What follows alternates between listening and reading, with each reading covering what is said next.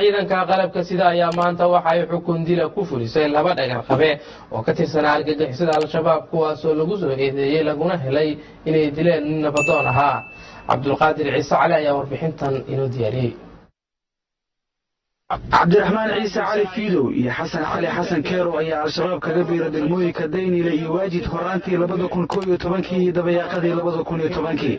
cabdiraxmaan ciise cali fiidow ayaa ka soo dagaalamay gobolka shabeellaha hoose isagoo sheegtay inuu ka tirsanaa koox qaada weerarada ku dhufa ee ka dhaqaaq ah. waxa uu sidoo kale ka hor cadeeyey fadhiga maxkamadda inuu ku dhaawacmo duulaan ay ku qaadeen fariisimo ay leeyihiin ciidamada xoogga dalka taasi oo sababtay dhaawaca fiidow. intaasi kadib ayuu codsaday qaybta dilalka qorshaysan oo ay ula jeedaan maleeshiyada dhallinyarada la marin habaabiyey ee dadka waxgalka gaalmada ku dila. waxaana xilligaasi laga soo diray meel duulaadka ka ah degmada qoryooley koox uu ka tirsanaa horjoogahooda ayaa faray inuu ku guri noqdo hoygiisa daynile. waxaase barbar socday in xilligaasi loo diyaarinayay dilka marxuum nabadoon hilowle xeefow xuseen. xasan cali xasan keerow ayaa tababarkiisii ugu horreeya ku qaatay buuraleyda xarar. waxa uu ka soo dagaalamay gobolka hiiraan. sidoo kale waxa uu sheegtay inuu qayb ka ahaa weerar lagu qaada fariisimo ay leeyihiin ciidamada hiil walaala ee qaybta ka ah howlgalka amisom ee jabuuti.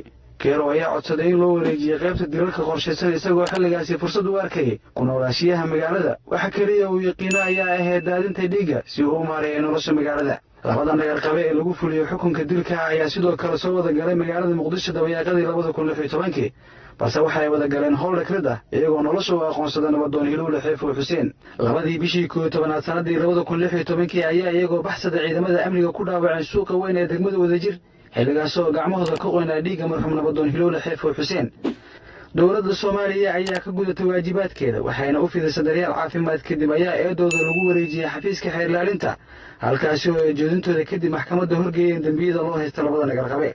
dhowr jeer dhegeysiga dacwadooda kadib waxaa xukun dil ah lagu riday 22 bishii 8 2017. maanta ayaa la dhadhansiiyey xanuunka geerida waxaana lagu fuliyey xukunkii dilka ah ee hore looga xukumay sida uu u sheegay warbaahinta marma muumin xuseen cabdulaahi ku-xigeenka xeer ilaaliyaha guud ee ciidamada qalabka sida. bismillah.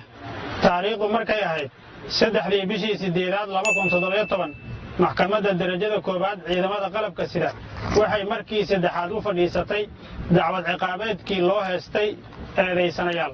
1 xasan cali xasan keerow 25 jir ah ina edebo xasan ibraahim ku dhashay bakool.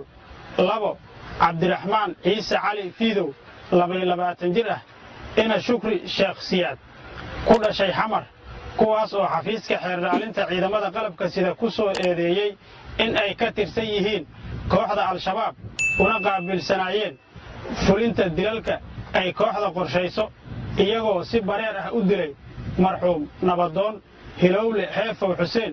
taariikhdu markay ahayd 2 bishii 11aad 2016 dembigaas oo ka dhacay degmada wadajir ee gobolka banaadir. taariikhdu markay ahayd 22 bishii 8aad 2017 gacan ku dhiigle shabaab xasan cali xasan keerow. 2 gacan ku dhiigle shabaab cabdiraxmaan ciise cali fiidow waxay maxkamaddu ku xukuntay dil toogasho oo ah qisaastii marxuum ekis nabadoon hilowle xeefow xuseen. maanta oo ay taariikhdu tahay 7 bisha 1aad 2019 waxaa lagu fuliyey xukunkii dilka ahaa.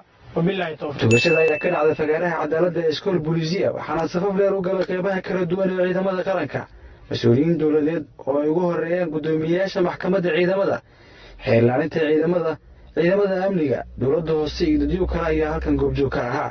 cabduqaadir ciise warbaahinta qaranka magaalada muqdisho.